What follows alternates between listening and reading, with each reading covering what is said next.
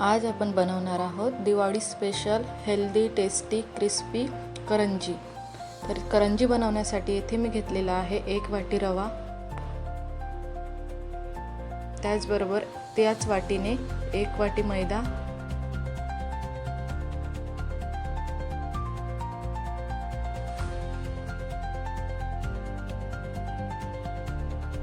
त्यामध्ये थोडंसं मीठ घालून घेतलेलं आहे।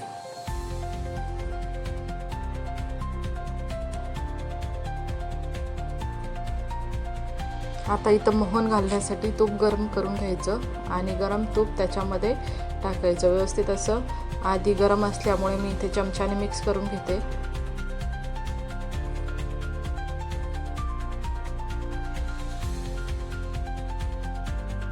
आता हाताने हळूहळू व्यवस्थित सर्व पिठाला असं मळून घ्यायचंय।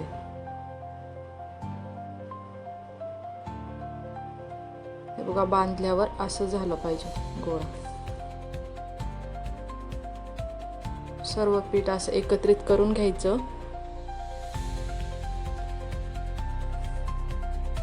त्याच्यानंतर आता थोडं थोडं पाणी घालून पीठ असं एकदम घट्ट पण नाही आणि सैल पण नाही, व्यवस्थितपणे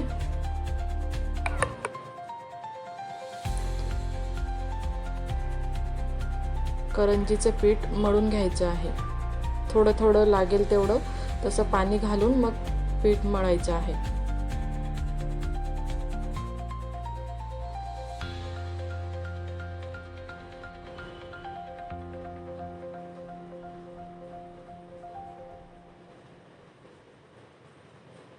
हे बघा, इथं माझं पीठ मळून रेडी आहे।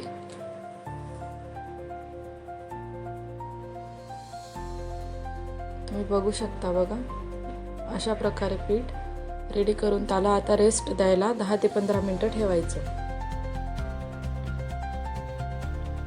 तर मी सारण तयार करण्यासाठी कढईमध्ये आधी 1 वाटी रवा घेते। तो रवा तुपामध्ये भाजायचा आहे, तर मी इथं तूप टाकून घेतलेलं आहे।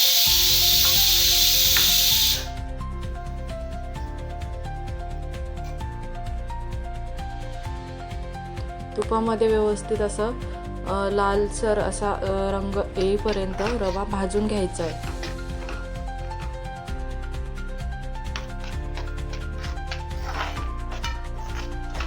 गॅसचा फ्लेम लो ठेवायचा आहे।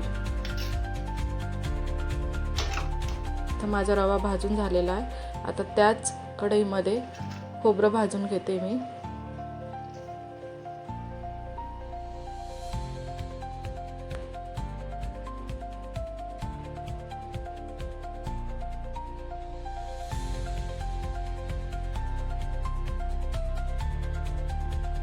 खोबरं आणि रवा भाजताना त्याला फिरवत राहायचं आहे बारीक गॅसवरती।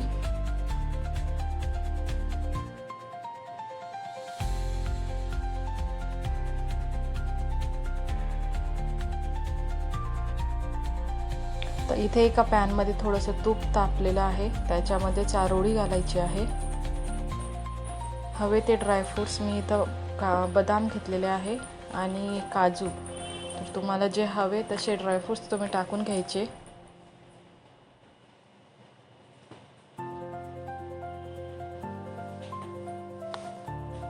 ते पण व्यवस्थित असं मिक्स करून घ्यायचं आहे। आता इथं मी वेलची पावडर टाकलेली आहे। तुपामध्ये छान भाजल्यानंतर काढून घ्यायचं आहे।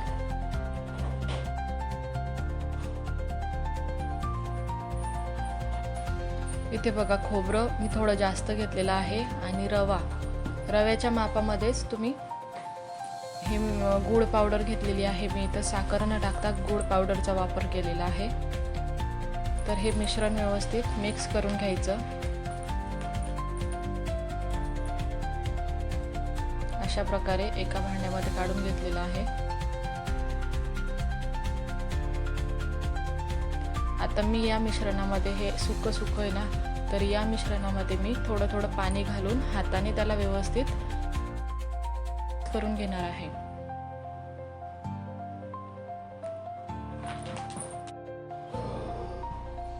हे बघा, थोडं थोडं पाणी घालून म्हणजे ते एक सारण आहे ना असं एकदम सुक्क राहणार नाही आणि करंजी पण छानपैकी बनेल.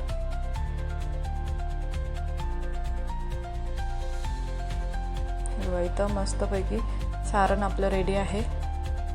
आता याला 10 ते 15 मिनिटं मी झाकून ठेवते.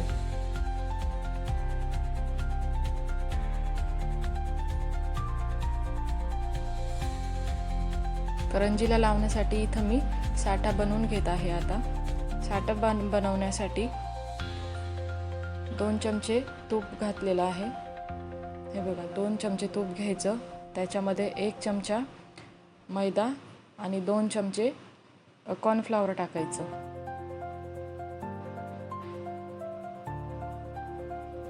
व्यवस्थित असं एकदम एकजीव होईपर्यंत ते मिक्स करून घ्यायचं आहे, एकदम मऊसर. हे बघा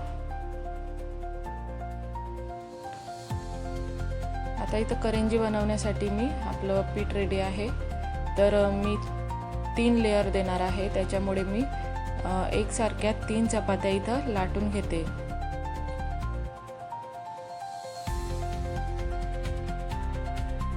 पोळी अशी एकदम पातळही नको आणि जाड पण नाही पाहिजे.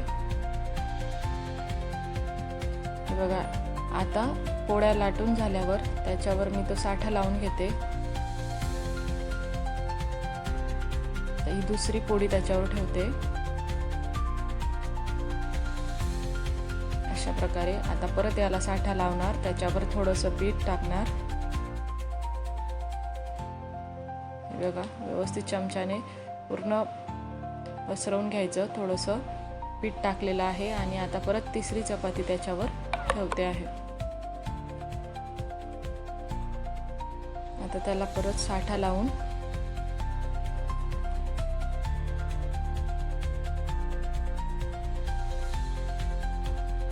अशा प्रकारे रोल बनवून घ्यायचा आहे.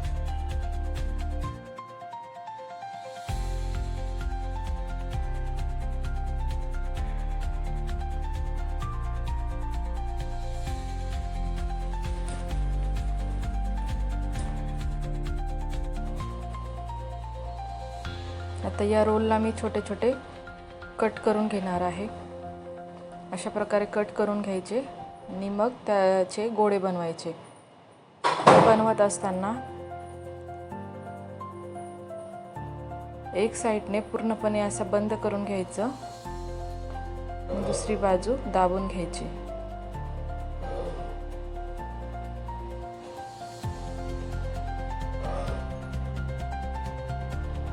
हे बघा असे सर्व गोळे माझे बनून तयार आहे. आता मी करंजीसाठी पुरी लाटून घेणार. त्याच्यावर सारण घातलेलं आहे.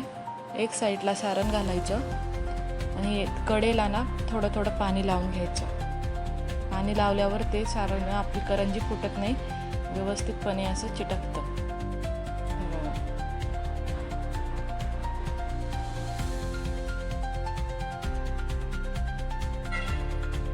आता याला तुम्ही वाटीने, ग्लासाने किंवा मग चाकूने कशाने आकार देऊन कट करून घ्यायचे. हे बघा अशा प्रकारे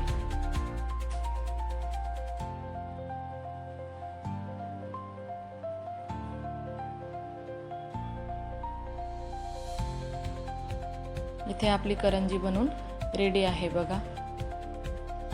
आणि तरी पण थोड्या थोड्या याच्या ना कडा दाबून घ्यायच्या, जेणेकरून ते तेलामध्ये सुटणार नाही.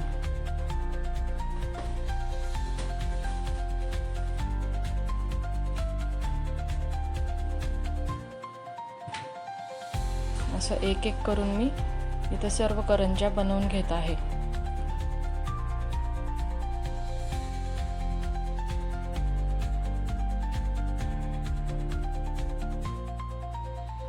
हे बघा आता मी यांना मस्तपैकी तेलामध्ये, तेल थोडं जास्त कडक नाही करायचं, थोडंसं तापलेलं आहे. गॅस मीडियम लो ठेवून, मीडियम ठेवायचा किंवा कमी गॅसवरतीच यांना व्यवस्थित अशा होऊ द्यायच्या.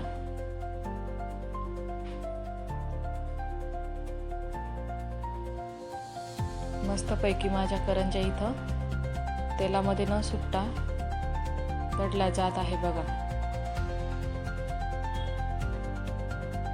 क्रिस्पी आणि असे लेयर आलेले आहे करंज्यांवरती।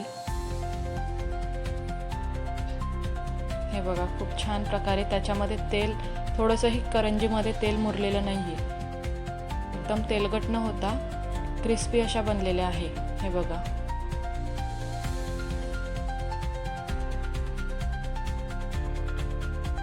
अशा प्रकारे इथं करंजा बनवून रेडी आहे बघा। तुम्हाला फोडून दाखवते एकदम क्रिस्पी। हे बघा हाताने देखील